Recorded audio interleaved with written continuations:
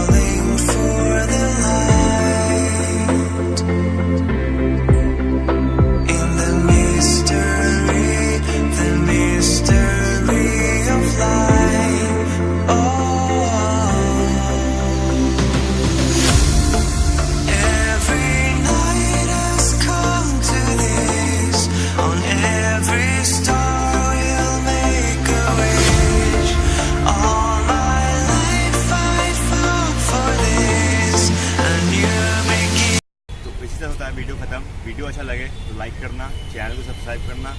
इससे एक खुशी मिलती है, मोटिवेशन मिलता है मेरे को भी नया वीडियो बनाने का। और अगर आपको कोई वीडियो देखने का मन करे तो नीचे कमेंट में कर देना कमेंट, मैं वो वीडियो आपको बना दूँगा।